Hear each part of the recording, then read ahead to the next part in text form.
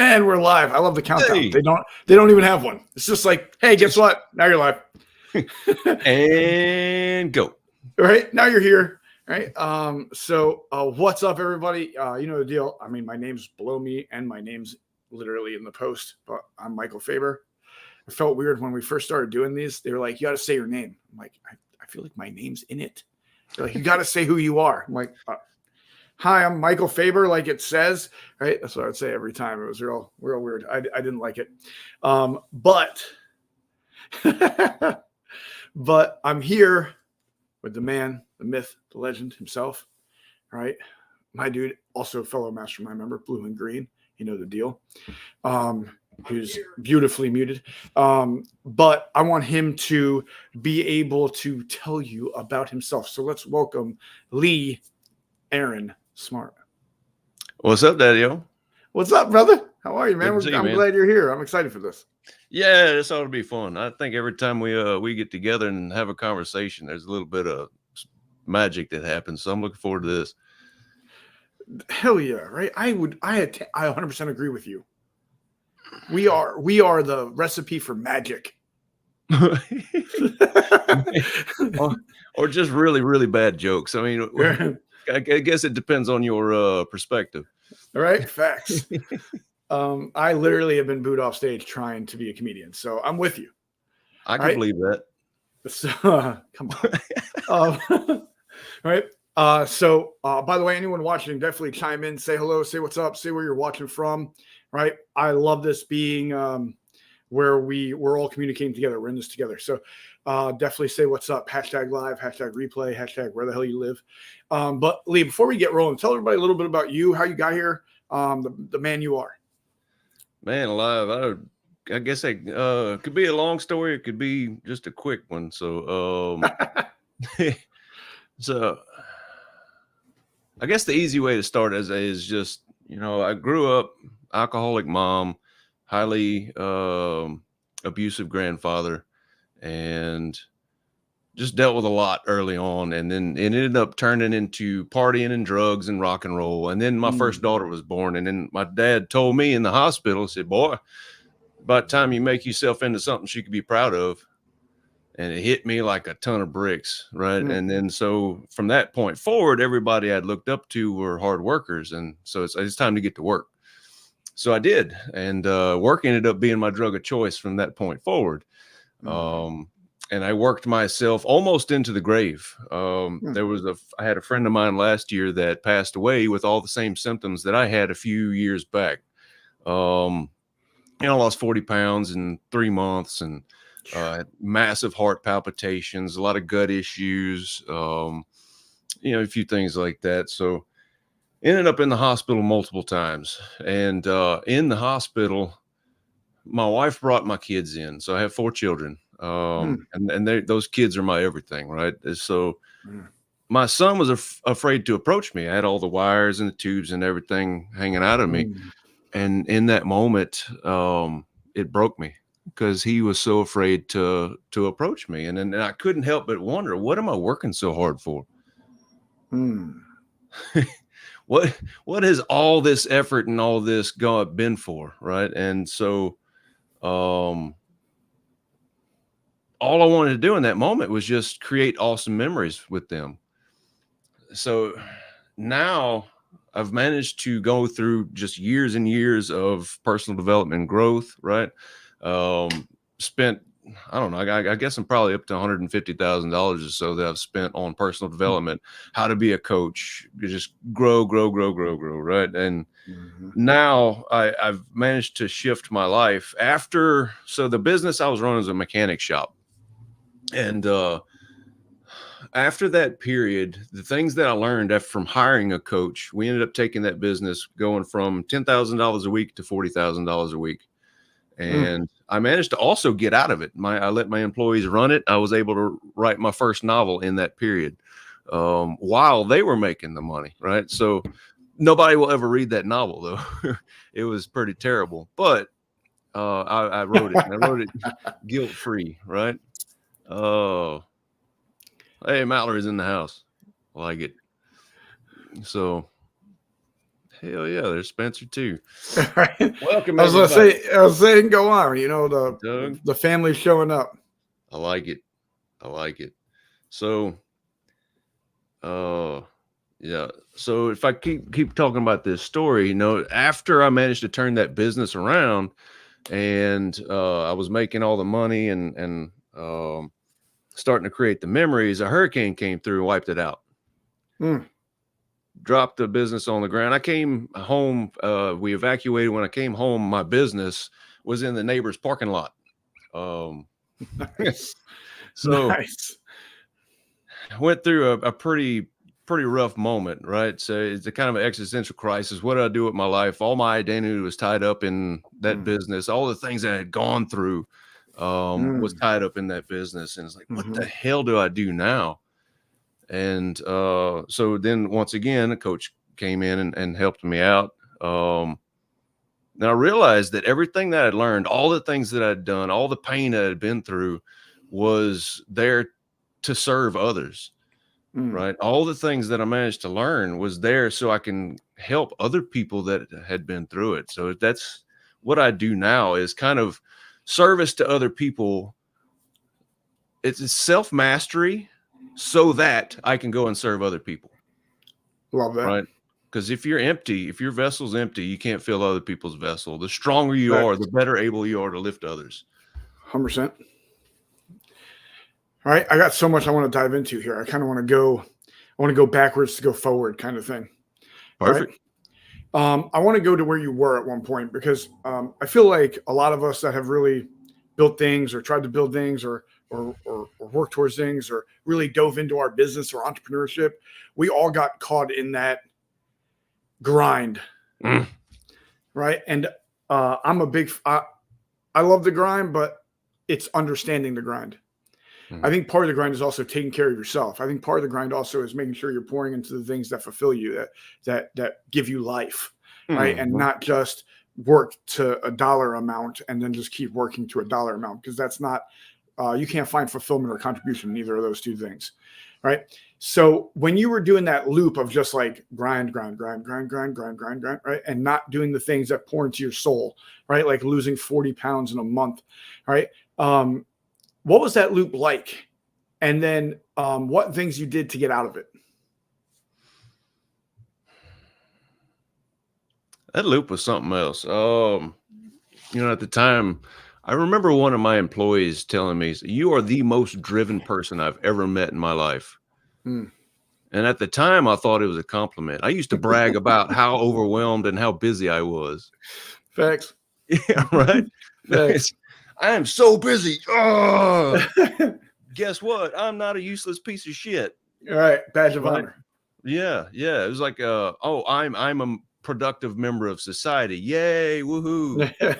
Right. It came from a place of I'm not enough. That I have to please people. I have to prove that I'm enough. Right. It came from a place of emptiness, a place of pain. I have to go in there and I have to fill this dark hole in my soul. Right.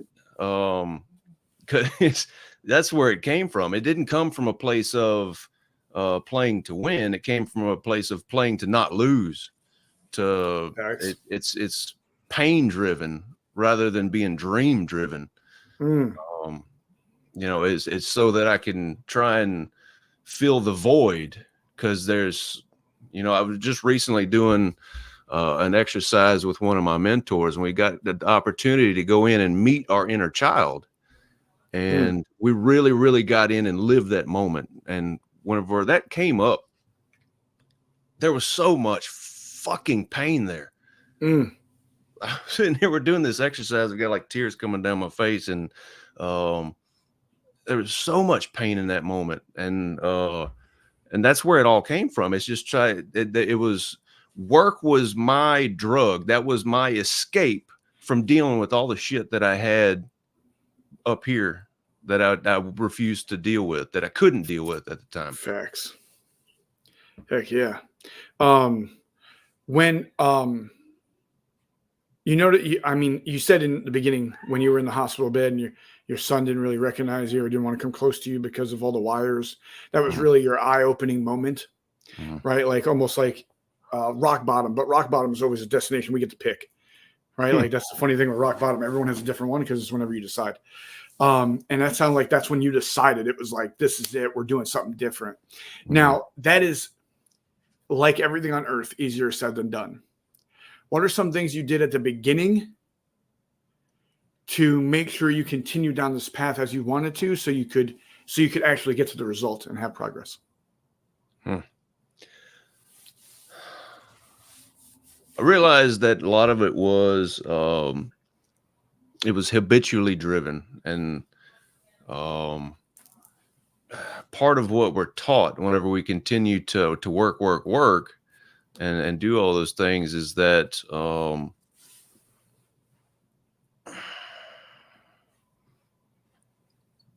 dang, man. Going back.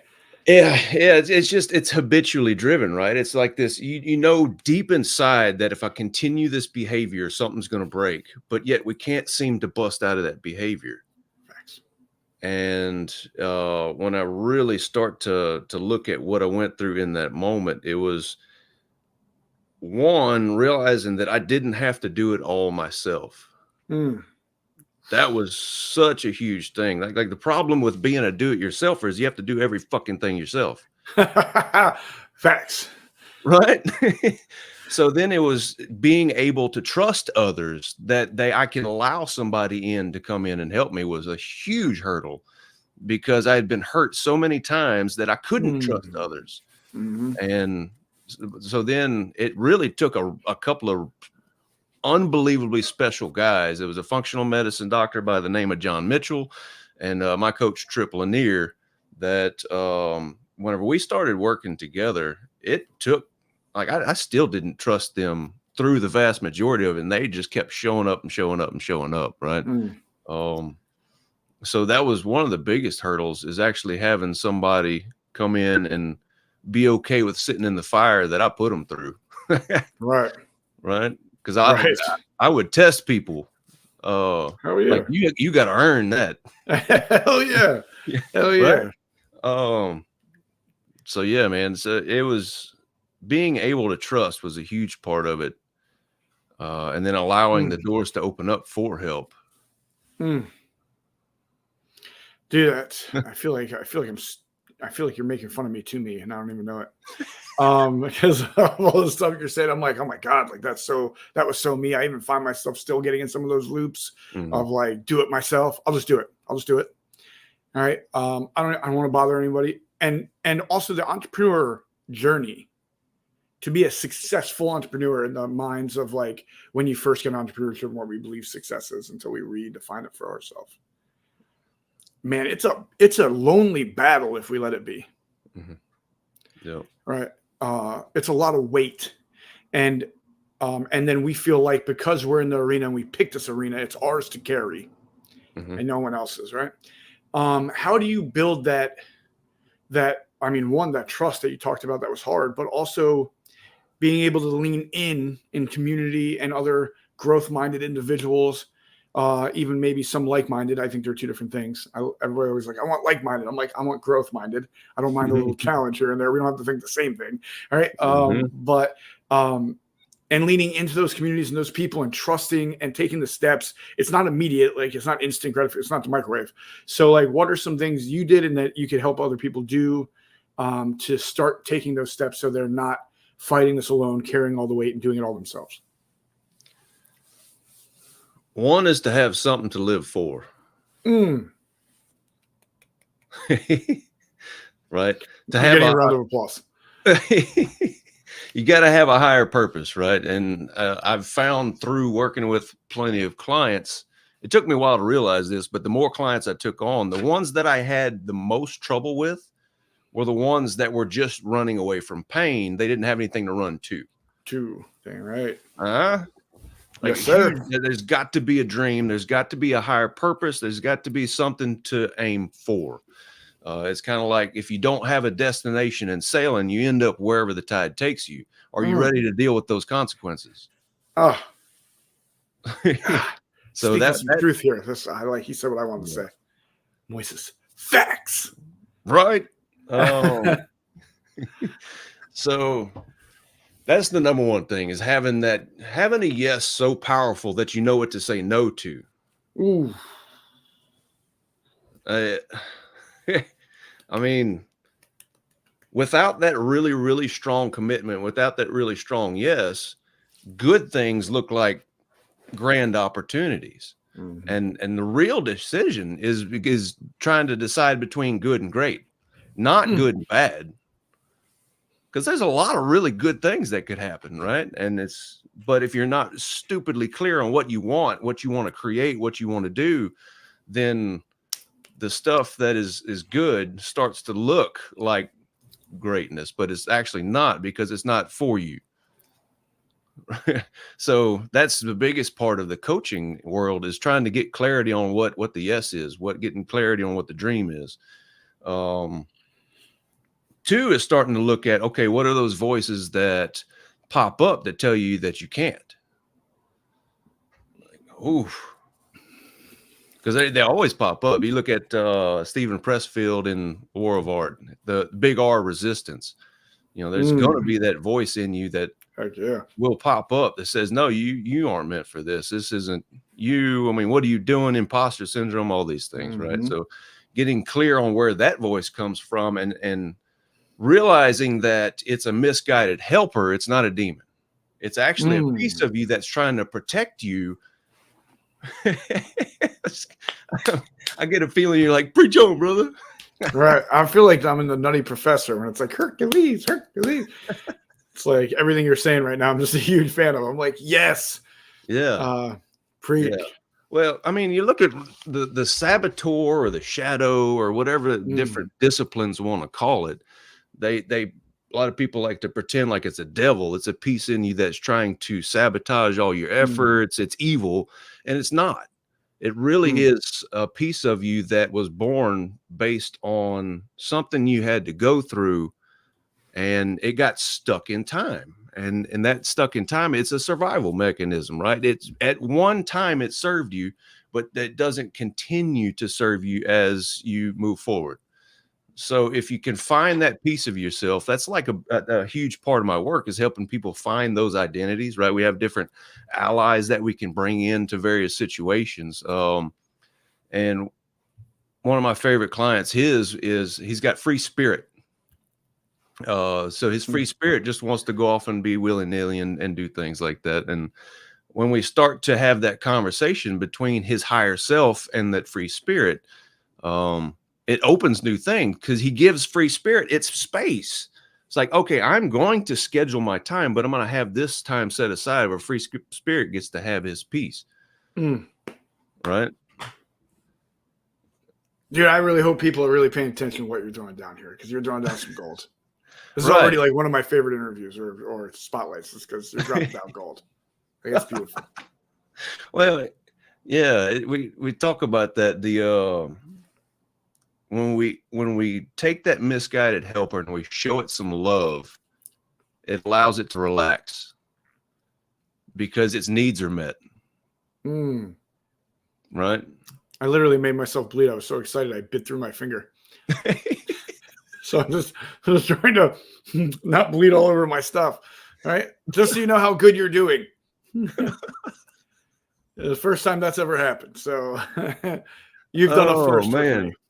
Before long, you're going to start talking about your pants being wet, and I'm not sure if we want to go there. Not yet. When that website I bought last night is done, we'll go. That'll be good. Right. But you talked about ants, automatic negative thoughts, right? My mom's a big nerd, so she tells me all the time. She's like, "What's the voice inside? What's your ants talking about?" First time she did, I thought she meant like my legit ants, and I was like, "F them." And she's like, "No, like ants, automatic negative thoughts." And I was like, "Ooh, good one," right? And you said something huge, so huge, and we miss it so much in the space and in our growth, our journey, is that things that once served us might not serve us. Right? Especially when we go from like survival mode to thrival mode, right? Like a lot of the things that serve us in survival do not serve us in thrival. Right? They do not, one doesn't lead to the other, right? So and letting go of that. And then what I even think is harder is letting go of some of the people that you need to. Right? Like I'd let go a lot of the guys that were like my clique or my crew, or the people that I hung around with a lot, because they were very comfortable being where they were. Right? Or that lifestyle, or wearing that badge of honor, like, oh, I put in more hours than you. Right? Like, I want this more than you. And I was like, all right, like I have to get out of thinking that I need to beat him in hours, right? Like that's something and determines where I am on this food chain. Right. And oh my God, Levi's in the house. What's up? Nice. All right. But it's letting go of those things. And how do you determine or figure out? Because sometimes we battle it too. Like sometimes I'm like, oof, I've been in this program or this mastermind or this group for a while. Is it still serving me? And I've actually left groups and then went back into the group because I was just like, I thought this was something I might have to grow from or grow on from, but I really still had to stay in it and grow from. It was still serving me succeeding. Right. But I'm so worried about hanging on to things now that now I let go of things I need because I'm like, no, I need to let go so I can still blossom and fly or whatever and grow my wings. Right. But I'm like, hold up. This was actually doing better for me, my soul or my being, than it was without. Right. So rather than have that turmoil of like, oh, like, is there a way to be able to process this yes, this no kind of thing, or test this, try this, see if this goes like this? Man, that's a can of worms you opening up here. Right. You're welcome. Yeah, right. So the end of 2020, after the hurricane wiped out my first business, I had more than $200,000 in savings. I spent so much in personal development and coaching and everything. And then I had a real estate deal go bad on me. Oof. November of 22, I had $17 in my bank account. That's a run. That's a run right there, buddy. Right. And I realized that I had developed coping mechanisms that literally made me afraid of succeeding again. Ooh. Because of where I was, like I almost died because of how hard I was pushing. And I was so afraid to go back there that I wouldn't allow myself to succeed again. And the mere act of realizing that is our fear, I call it the monster in the closet effect. It's, you have a monster in your closet. It's back here in the back of your brain. And whenever that monster is in the dark, it has control. As soon as you get curious and shine a light on it and pull it and look at it and say, hey, how you doing? That monster in the closet many times can turn into a teddy bear. Facts. But it's having the nuts to look at your fear. I have an article that I wrote. It's called Fear is Nothing to Be Afraid of.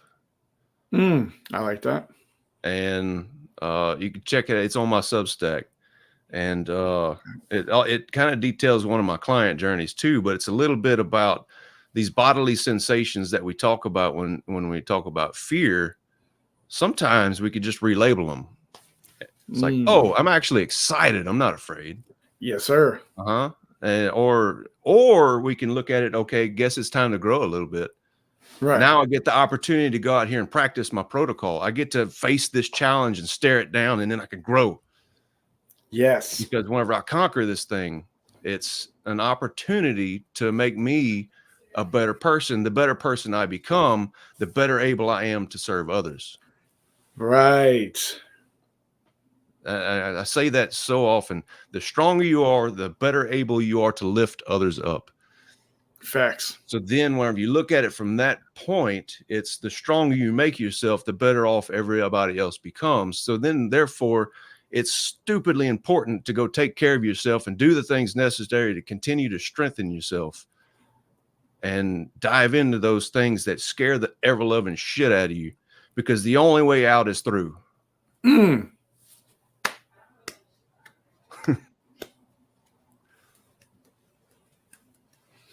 The I love so much of what you're saying right now. It's weird how much I like it. Dude, I love the part in Batman. Go ahead. Right. Let me sit straight up. I love it in Batman. The one with Bane. Right. And it's like, if you didn't know who Bane was, this told you. At least in my mind. But and they're in that like underground prison. Right. And the people tie that rope and they try to climb the well-like thing to get out. Okay. Right. And they all fall. And they're like, only one person has ever made it out doing that. And they didn't use the rope. And they were like, that's insane. Like, you can die. Right. Like, and the guy was like, exactly. So it had the right amount of fear to make it. Mm-hmm. Right. Like, all fear isn't a bad thing.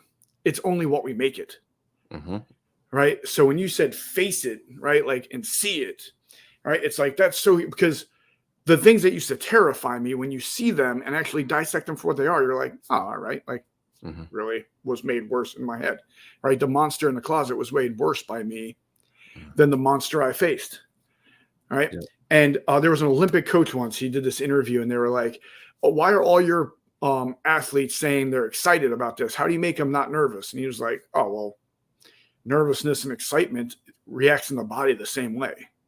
So we just programmed ourselves to know when we feel this, it means we're excited.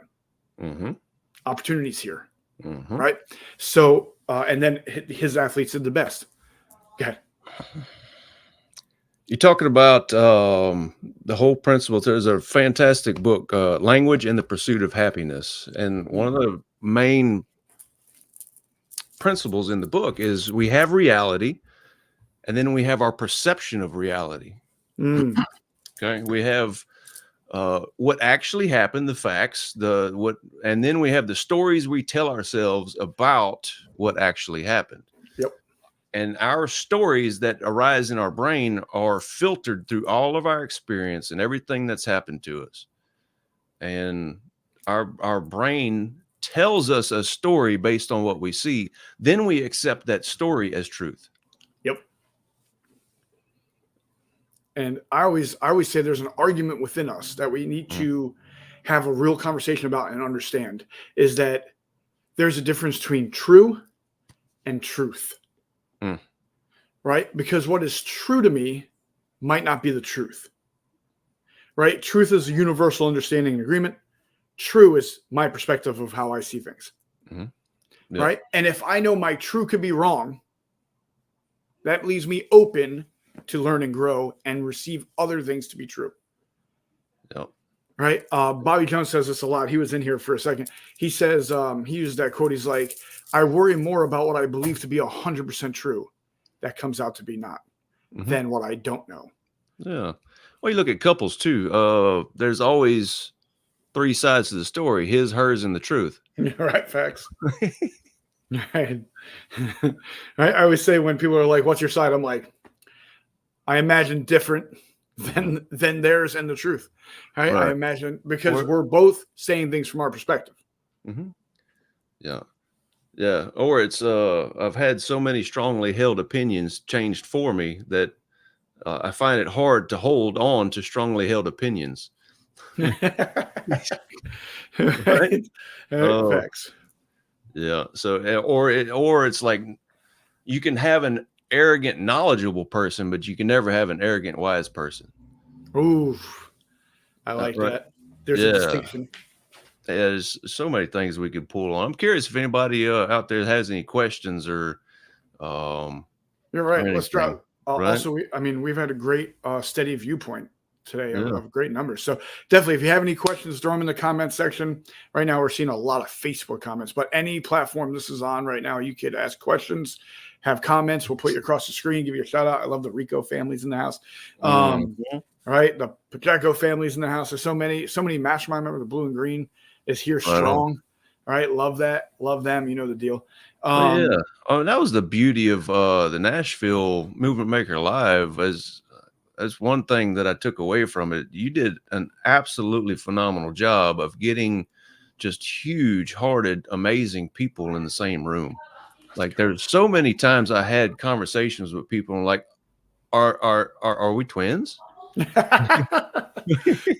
Like, Like, what? like You like exist? old Michelle Albert's out there. She's my spirit animal, right? She was in here too a little while ago. Yeah, She's awesome. Dope soul. right. Nashville forever be in my heart. Me too. Mhm. Wait, I just got off right before this too. I just got off a real exciting call about something we're about to do that's going to be insane. I'm so Nice. excited for it. Right. Mastermind members, you're going to find out today. Literally, I'm going to drop it in the mastermind group today to start get. Oh, look at this! She's actually here. Boom, twinsies. Right. She's dope soul, dope soul. Yeah. So let me ask a question. Okay.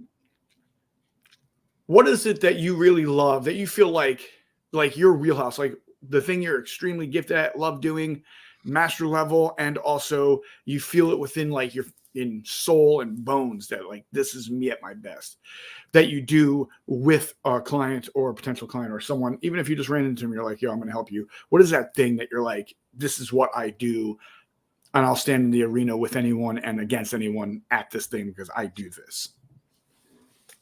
Been playing with this quite a bit. Because I do a fairly wide variety of things, but it's been difficult for me to narrow it down. So one of the things that I was saying for a while is I help reintroduce successful entrepreneurs to their family. Oof. And that one blew my hair back. But then I started to realize it's a little bit more than that. Okay. Right. So it's actually something about healing from burnout. And then there's a huge part of it is self-mastery. So then I can serve others. So currently I'm writing a book on stress management, and I'm titling it, like the running title was Ultimate Guide to Stress Management. That's changed right now. It's self-mastery through stress management. Thought about also titling it How to Not Be a Dumbass Like Me. Nice. So we might can run with that one for a little while too. That would get my attention. But I think that's such a huge part of it is the self-mastery part. To do the things that we tell ourselves that we are supposed to be doing. Because every time I've ever ignored that inner voice, that voice that's telling me something, I've always come to regret it. Facts. So how do we get out of our own way to listen to that voice and follow that inner wisdom and do what we know we need to be doing to take care of ourselves? Like currently my hobbies, and I'm a CrossFit coach, personal trainer, and also do a lot of men's work too. But you know, for money, it's the coaching, Right. right? It's the coaching and helping people that have had their goals met and still have that hole inside of them that they're trying to fill. They accomplished the exterior, but the exterior isn't They there. made the dollars, they got the body, they got the wife, the kids, the picket fence and the cars, all those things. They managed to get somewhere and they're like, oh man, I thought I was going to be happy when I got here. Right. Dude, you ever notice that? I always say there's an exercise we do a lot. It's called the 1, 2, 3 because I'm not very creative. And it's all about figuring what you truly seek, the feeling, the interior, right? Because often we know the exterior. Yeah. Right. Like, I really want that car. I really want that dress or watch or whatever the hell it is. Right. Yeah. Yeah. Or go on that trip or whatever. Right. We normally know the exterior. Right. It's the interior that we normally neglect. Yeah. Right. And that's why when we get something, we go, I thought this would feel more or different or better. Right. And we're like, why isn't it all the way there? Yeah. Right. And it's because we didn't go towards the feeling we were actually trying to get, or we didn't get it to the level in which our body was hoping to receive it. This is a fantastic branch to go down. I love it. All right, I'm gonna run it. So all goals are the brain's theory of a feeling that we're going to achieve. Facts. That's it. All it is a theory.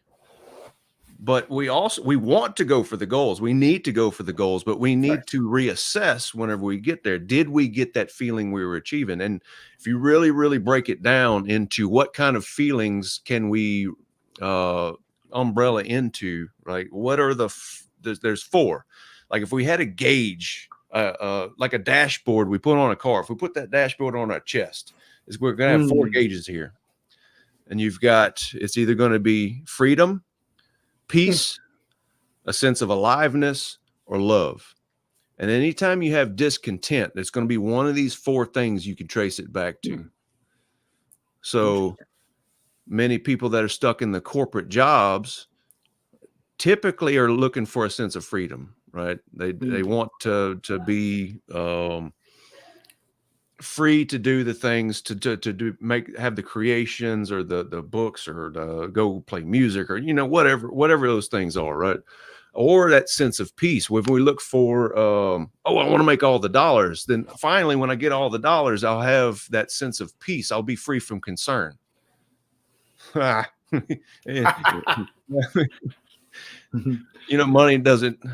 Money does not buy happiness, but the lack of money will cause misery.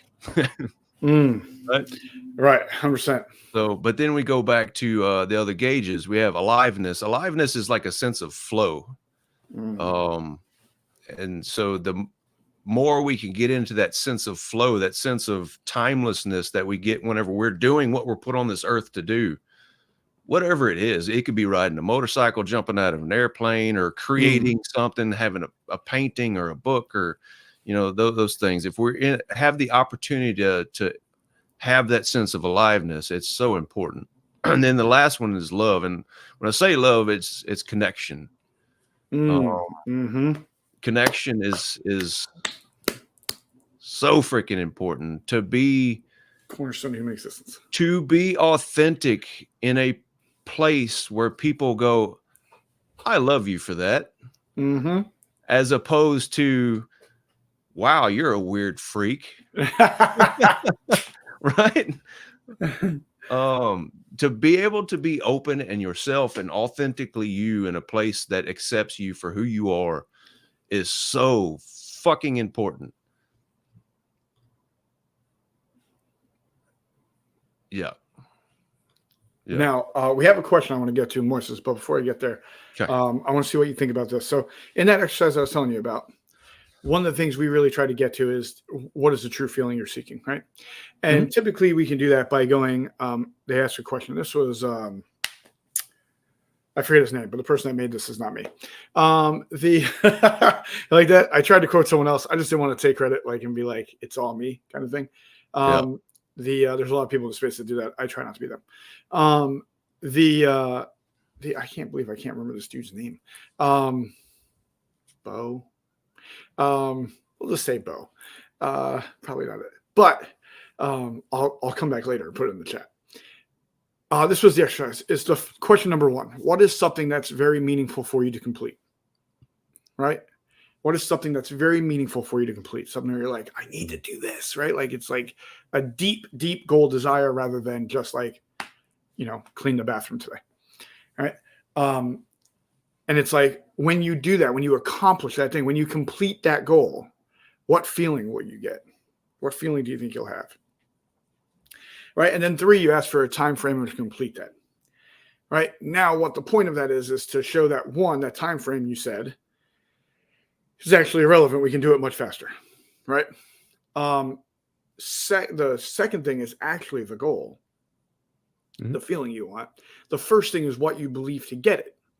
Now, if we know the absolute feeling, we circle number 2. That's the island. That's where we want to get to. Number 1 is a vessel to get there. Right? But here's the deal. You can have multiple vessels get there. Like, what is something you can do every day to try to get that feeling?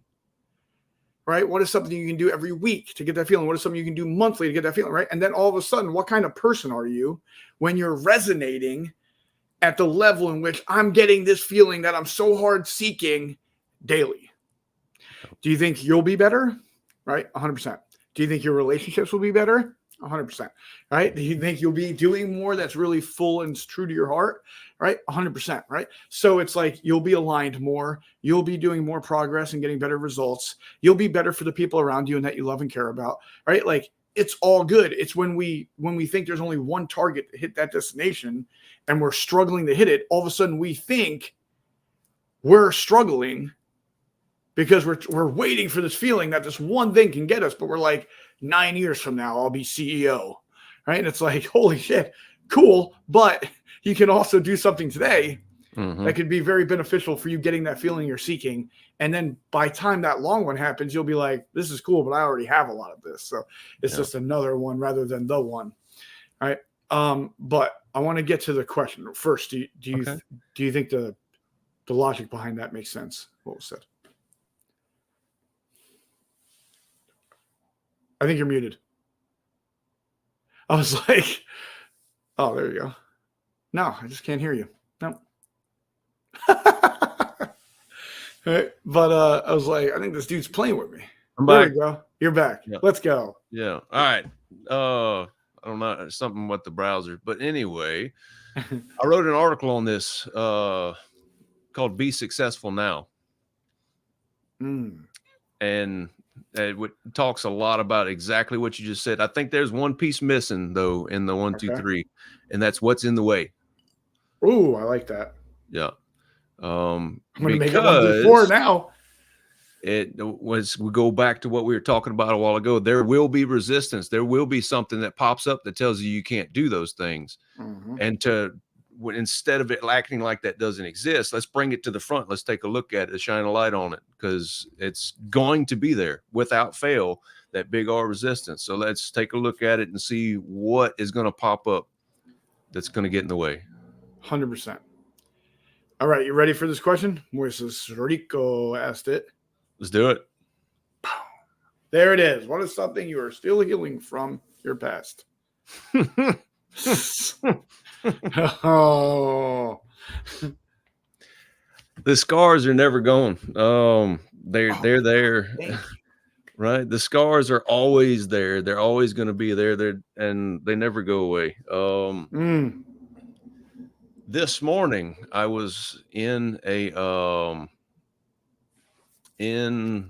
program called I Am. It's a men's program where we go in and find those pieces of ourselves that we managed to leave behind and reconnect with them. And doing so, I got the opportunity to connect with my inner child again. And the first time I did this exercise, he turned away. Oof. When I introduced my adult self to my child self in a visualization, he turned away. He didn't trust me, and he didn't trust anybody, right? Because there was so much pain there. After working for a few weeks, today I did it again for the first time in a while.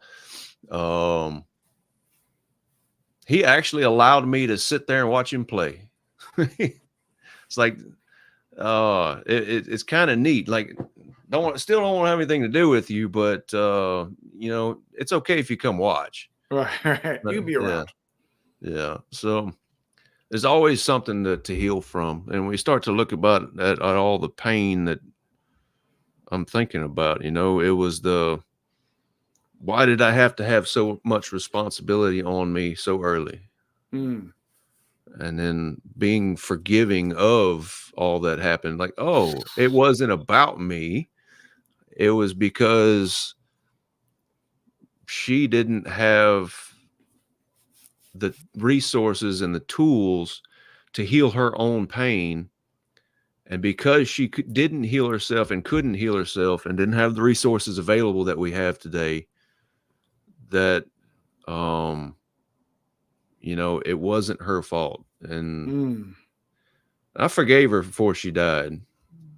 But I didn't realize how unbelievably powerful that was for me until a decade and a half later. So yeah, that, and also, think about my grandfather and how big of an asshole he was. Yeah, old school Marine, like the only Mm. love is tough love. I'm gonna beat Hmm. you until you grow from it, kind Right. of Damn right. thing, right? Yep. Complete asshole. I was I don't know 8, 9, and he would call me a stupid motherfucker and a goddamn little prick, and Mm. um, all those things. That man beat me black and blue. I had bruises from the backs of my knees to the bottom of my neck. Mm. Um, but then I look at it now from my perspective, and it was like, oh, well, he didn't know any different either, because that's how he was taught. I'll say that's the love he knew.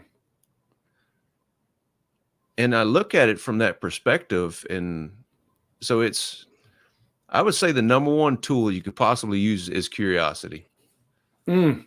What is it that, and Love you look that. at, yeah, you look at anybody that you don't like or anything that really just fucking drives you nuts. Get curious about it. Why would anybody act like that who thinks they're in the right, that thinks Right. they are the hero of their own story? Mm.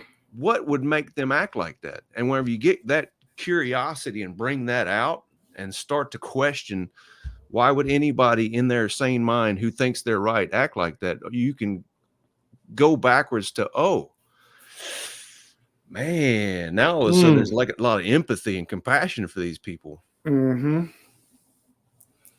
They're not doing it because they're evil. They're doing it because, one, they either they didn't know any better, or that's how they were taught, or there's Mm-hmm. a ton of pain there for them.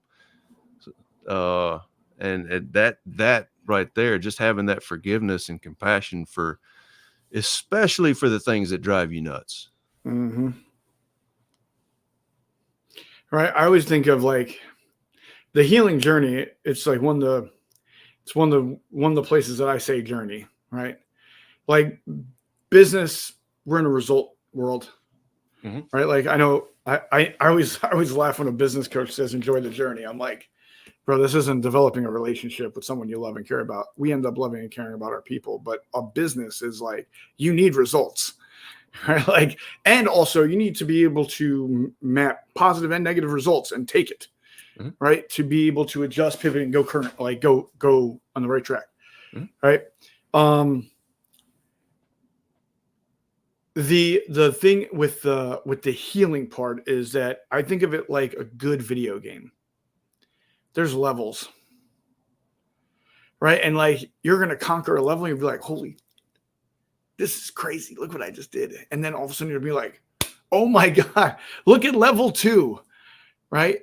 Because it opens you to more as well. Mhm. Right. And I think that was the biggest thing that I wish I knew when I actually started trying to work through my inner dialogue. Mhm. Right. Was that, dude, this isn't like one grand boss and you beat and you won. Right. This is levels. There's layers. Mhm. And when you get through a wave, there's another one coming. Right. That isn't the same. Right. And it's like, and now you're gonna have to work through this one. Right. And then good news. If you do, there's more.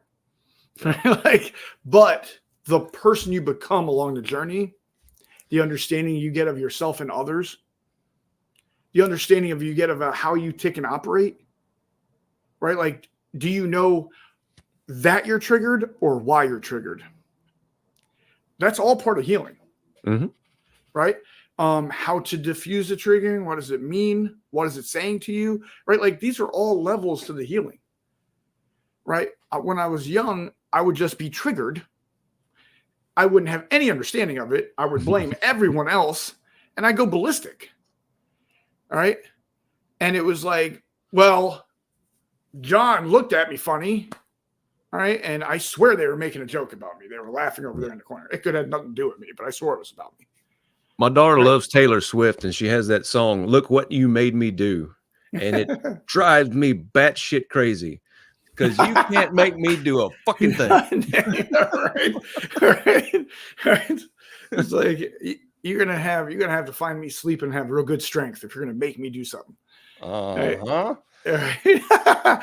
Getting limber. Right. No, but Yeah. you ain't but like that is a Swifty. He's a father of 3 daughters. The amount he loves Taylor Swift is beyond belief. But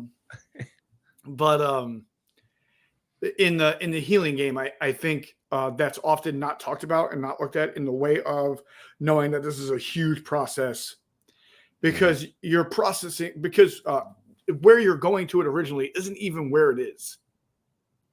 But that's a doorway to find where it is if you take the door. Yeah. Right? Like, it took me forever to figure out, like,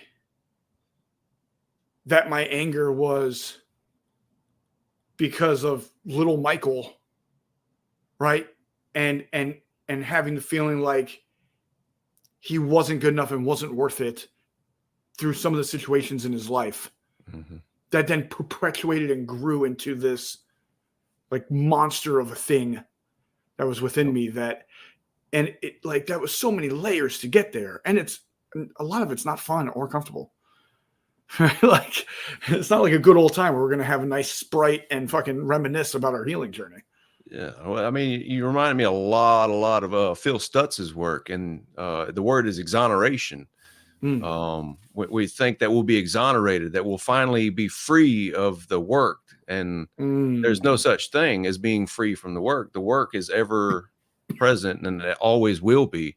We will always be doing the work. And I have a concept that I've developed. I call it the emotion ocean, right? And at the bottom of this black, deep, dark ocean, it's cold and it's dark, and that's the place of fear. It's fear-based thinking. That's where worry lives. That's where anger lives. That's resentment. All this lives at the bottom of the emotion ocean. And we're constantly swimming, because as soon as we quit swimming, we start sinking down into that, right? And we continue to swim and do the work and get higher and higher in that ocean. And the way to swim is get curious, or get creative, or get compassionate. These things are actions, right? We do these actions and we start to swim towards the top of the emotion ocean, where we start to swim to the top. And we look at the top, it's a whole lot brighter. It's warmer. It's a good place to be, right? And it takes the curiosity, compassion, and creativity. We are at our best when we're exercising those things. And when we continue to exercise those things, we swim to the top. We start to get to that place of love, that place of spirit, right? That's what lies at the top. Facts. Right. And whenever we're closer to that, everything's better. Right. And my thing is always, I love what Javi said, healing is a choice. And it's like, to a degree, 100%, right? And the other thing is like how we respond, how we are in this space, how we show up for ourselves and others. That's our choice, right? Like, if I want to get mad at you right now, that's my choice, right? Not your responsibility, right? All right. And also, we have to remember that for all around us. Right. Like, what was huge for me was I used to be, well, I was even more childish than I am now. Hard to believe, right? Or immature. But I used to think, like, if you got mad, I got mad. Right. Like, oh, I'm so disgusted about this. Like, well, I'm disgusted. You're disgusted. Right. And like, that was like, and I'm like, great conflict resolution, guys. Right. Like, that's like, now I understand why I was in so many battles. Right. It's because that's silly. That's a great way for there to be a bigger argument than needs to be. Yes. And now I have this great way of like, and it pisses the people off around me because they'll be mad about something and I'm not fueling this, right? Like, I'm not jumping in with you. I'm like, if you want to be like this, you can, but I'm not going to join you in that. I'll be here. You can talk, you can do whatever you want, but I'm not going to that part too, because it's not going to make any of this better. And what I really want is for this to be better. Yeah. Yeah. Well, a lot of people think stoicism is an absence of emotion. I'm not going to allow the emotion in. It's actually more like, I'm going to allow this emotion in. I'm going to feel it. I'm going to be there, but I'm not going to allow it to make my choices for me. Facts. You know, I'm going to make sure that I make my choices from my best version, my most energetic, my happiest.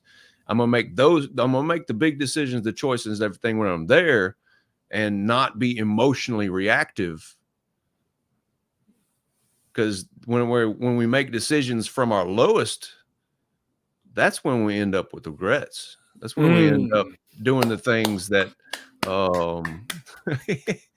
doing the things that aren't good for us, right? And I was thinking about it, like even the little things. I was driving around not too long ago, and I forgot to bring my meal with me, and I didn't have a backup plan. So what did I do? I pulled in. I went to Checkers or Rallies in most of the country, and Checkers. I got a hamburger and French fries, and I ate it, and I started driving home, and I felt like crap, and because I made it an emotionally reactive choice.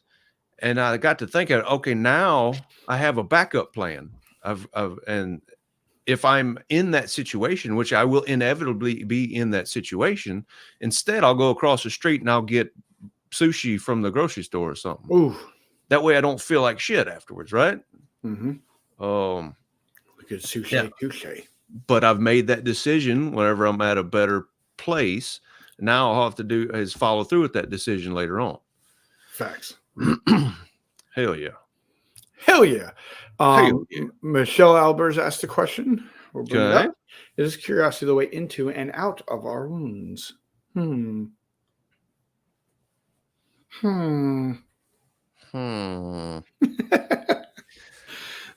Curiosity is a tool. It's not the only tool. Facts. Yeah, we have a whole toolbox that we can use, and it's curiosity. What? It's a way. Right. Yeah. It might not be the way, but it's a way. It's a way, and it depends on the situation, right? And not everything's a nail. You don't always need a hammer, right? Facts. So yeah, there's more than one tool when it comes to it. So, Bobby Jones said this thing to me a while ago. Well, it wasn't to me. It was in a conversation I was in, and I was just like, "Wow, that's brilliant." And then he said the person that really said it first, and I was like, "Knew it couldn't be you." No, right? But it was the person that's always putting out fires. Sometimes they're the arson. Yep. Right, and like one of the biggest things, like I used to say this all the time to people around me in the team. I'm like, if you're fighting with everyone, it might just be you, because there's one common denominator. Yeah, it's like the person who's had 7 divorces. There's one common thing in the whole equation, right? Yeah, you ever hear that Ron White stand-up when he's like, I was speaking at the naval base or military base in front of like 3,000 of the best that America has to offer. And I was so excited, and I said that to him, and some lady stood up and screamed, yeah, but they're all a bad lay. And he was like, well, there's one common denominator in that equation of love, and it's you, right? And it was like, oh my God, it was so funny. But it is hilarious. I love a good Ron White when he remembers his jokes. Go ahead. No, I was just stepping back a second. You start to talk about being the firefighter, and what drives the firefighter, and it's a question of where do you get your sense of importance, right?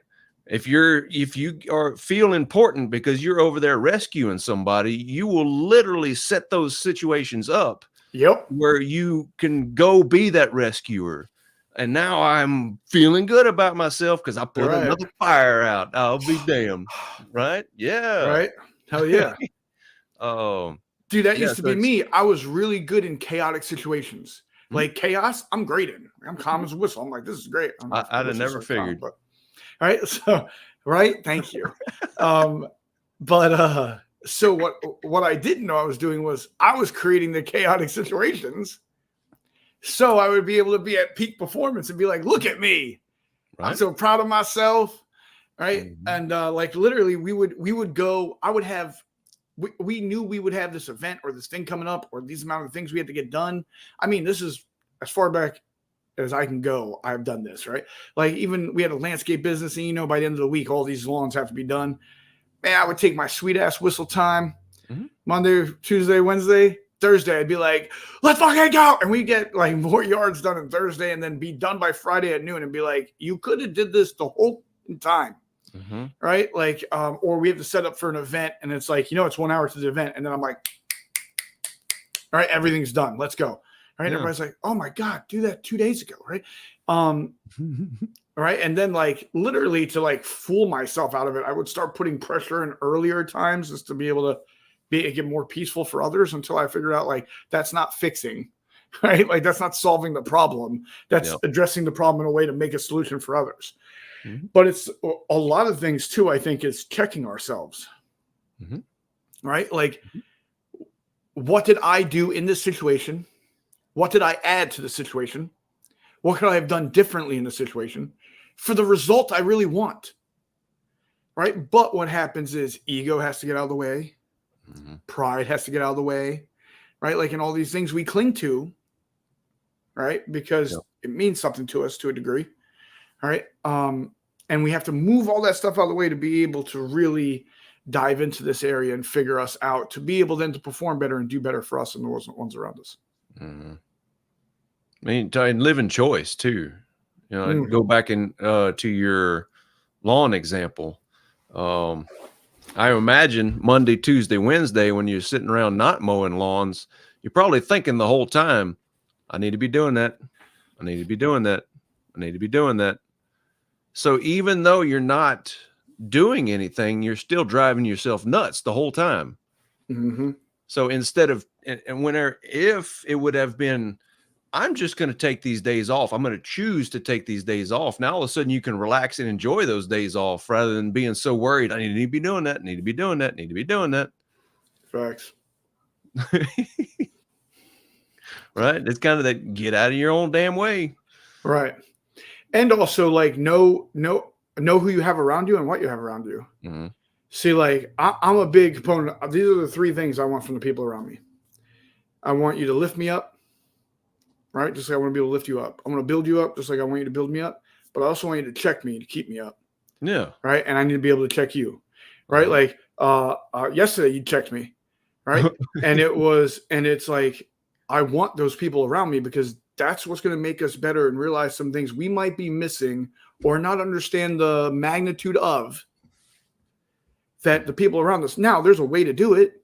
The way you did it was a beautiful way, right? It wasn't like you waited till the room to be full and got loud and was like, yeah, but you missed the call, right? Like, and it'd be like, wow, dickhead, right? Like now I'm focused on what you did, not what you said, right? So there's a way to do this that can be received better. I always tell my boys, I will never show a chink of armor out of position publicly. I'm like, if there is something to address like that, we will do so privately, right? The world will not know where the chink of armor was or is, right? Like, and that's for my people. Like, I will never make a public display to do that to you. Nor will I ever want public display to see it. Right. So, but I'm going to check you. Right. Like the last time someone got us in a fight, I was like, do not do that. Right. Like you were just being an idiot. Right. And I'm not going to do that. I'm not going to make you face that alone or be a dickhead in public.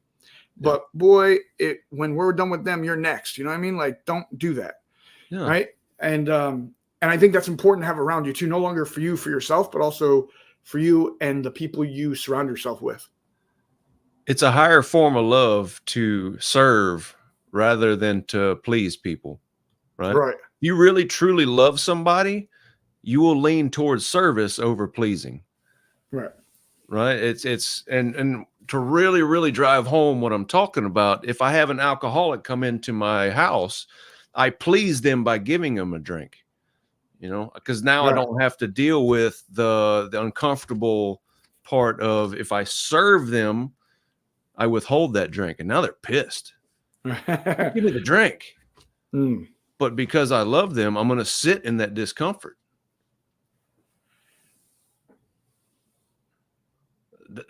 It's definitely a much, much, much higher form of love to say the difficult things that need to be said. Heck yeah. In a way that gives them most likely for it to be received the way you intended to be received. Oh, it's a skill to tell people to go fuck themselves in a way that they say thank you, for sure. Right. 100%. Yeah. But also, like, facts. I don't necessarily do that out of love, but like also there's an art in being able to confront heavy or not desirable things Mhm.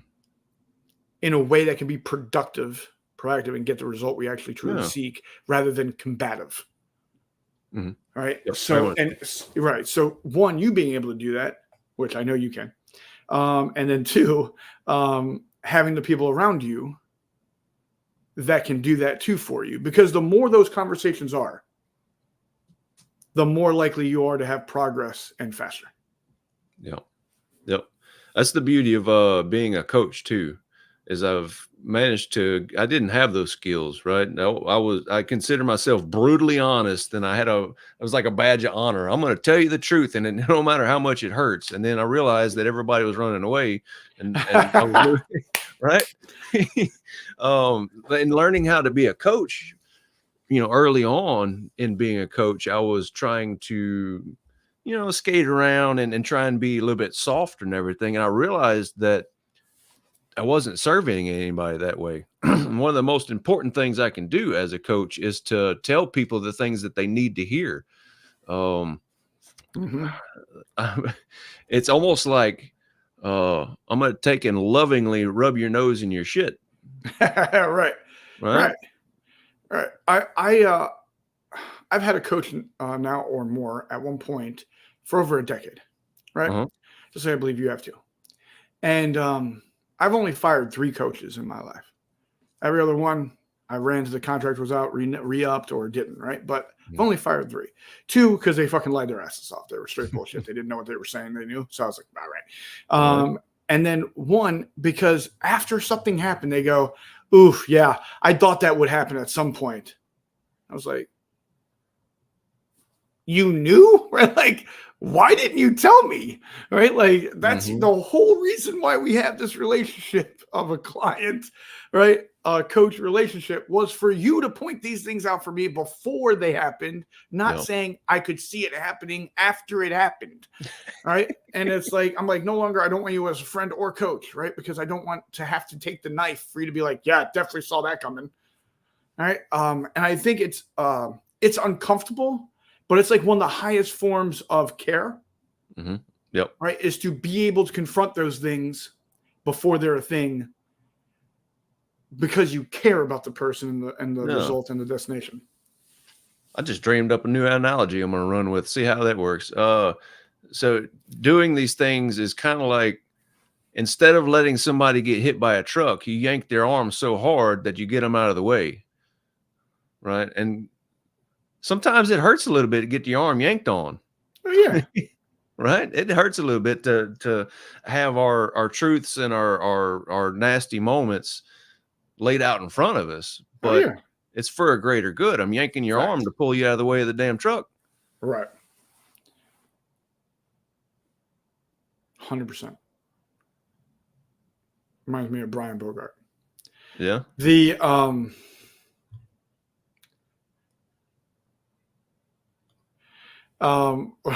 what is it with you and it? Like Jeff Purdue Atkins living his best life right now. I love the Mhm. picture of Jeff Purdue Atkins. What is that scarf made out of? No, I think it matches the shirt. I'm going into way too much fashion right now. Bro, we've been talking for over an hour, man. Absolutely love the conversation. It's amazing how much energy is still here after an hour and 10 Right? minutes. That is crazy. That is crazy. And we've been Yeah. wavering between the 30 and 40 people watching through different platforms um, Oh, wow. the whole time. Isn't that crazy? Yeah. The great numbers, by the way. So I want the scarf is wool, he said. It's because you're so pretty. That's what it is. Definitely 100%. I was runner up in the best looking contest.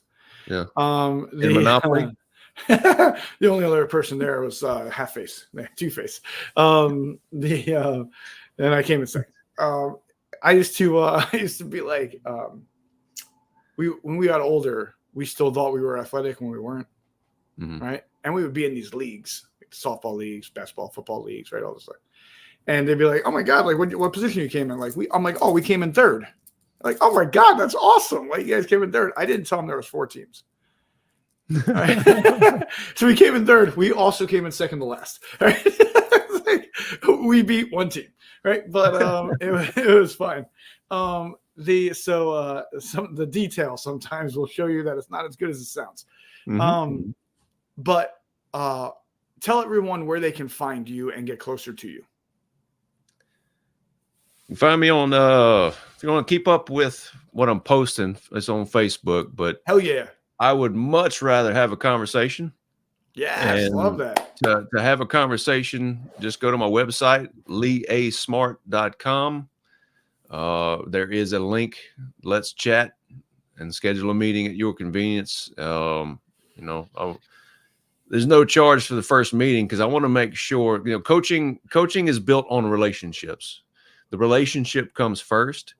And I want to make sure that there's a fantastic relationship to start with before we even start to work together. Because I'm not trying to just get a bunch of people funneled in and start taking money, but not have those relationships that are on point to actually help make a difference, right? I don't want to work with people that I know that would be better served elsewhere. At the same time, having that conversation with me, I know a freaking ton of people that may be able to help, so I can at least get somebody down the right road, right? So that's it. Just have a conversation with me, and thanks, Jeff, for putting the. Jeff's one of the best. Yeah, he's fantastic. All right. So last thing I would like to have, if you were to give a piece of advice, a piece of thinking, something said, something wise, something whatever, that this is the one thing you get to tell them. What is the one thing you would get to tell the people today?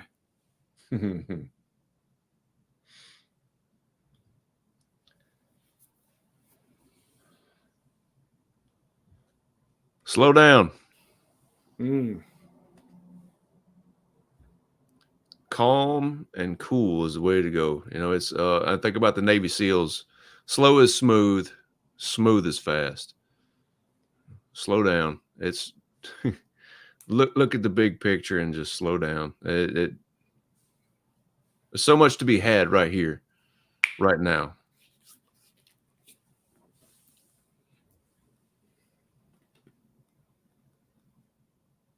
I swear I keep going. I'm not going to. Yeah. Awesome, brother. Right on, man. Bro, thank you for your time, man. Thank you for taking the time to do this and speaking to the people and dealing with me. So I appreciate that.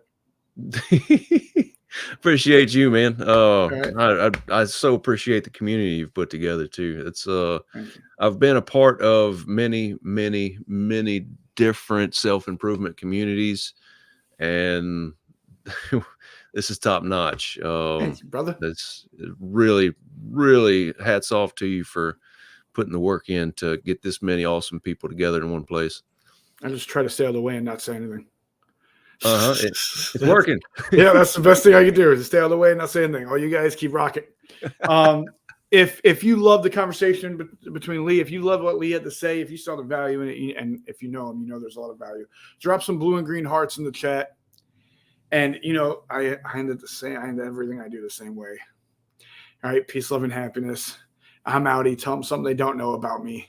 Long live the Unleashed. Till next time. See you guys on the flip side.